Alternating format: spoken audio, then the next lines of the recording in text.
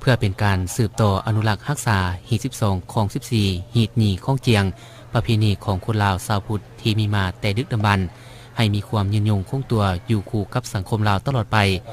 ในระหว่างวันที่2-3 ธันวาคม 2017บรรดาการนำพักรัฐนำโดยท่านปริญญาเอกกองแก้วเสสงครามเจ้าแขวงบุญคำไสพร้อมด้วยบรรดาการนำพักรัฐพระสงฆ์สามเณรออกตนญาติโยมยิงใส่น้อยใหญ่ทางภายในแขวงและต่างแขวงผู้ที่มีจิตใจใส่ศรัทธาทางด้านพุทธศาสนาได้พร้อมพากันเข้าร่วมงานบุญนมัสการพระธาตุภูเวียงเมืองเวียงทองแขวงบุญคำไสเป็นจำนวนหลายด้วยบรรยากาศคึกคืนและม่วนซื่นงานบุญนมัสการพระธาตุภูเวียงแม่นได้จัดขึ้นในมื้อคืน14 ค่ำเดือน1ในทุกๆปีแม่นกงกับวันอาทิตย์ที่3 ธันวาคม 2017พิธีทางศาสนาบุญเก่าแม่นได้เริ่มขึ้นในเวลา 16 โมงด้วยการไต่ธูปเทียนบูชาพระรัตนตรัยถวายวัตถุปัจจัยจากญาติโยมไหว้พระรับศีลฟังเทศนาคารวะรับพรจากนั้นก็ได้ทำพิธีแห่พระเวทเข้าเมืองอ้อมพระธาตุและค่ำคืนของตนแรงก็ได้มีการควบงานตามฮีตของประเพณี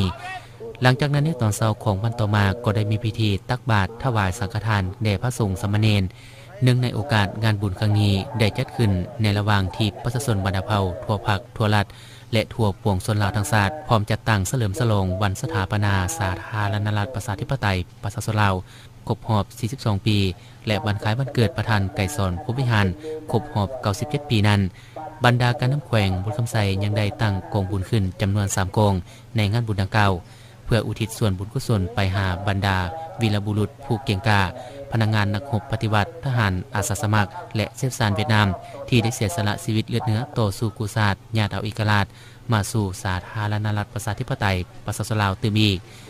บรรยากาศภายในงานบุญดังกล่าวแม่นเต็มไปด้วยผู้คนที่มีจิตใจใส่ศรัทธาทางด้านพุทธศาสนาพากันหลั่งไหลพัดเปลี่ยนกันเข้าร่วมอนุโมทนาทานด้วยความเบิกบานม่วนซื่น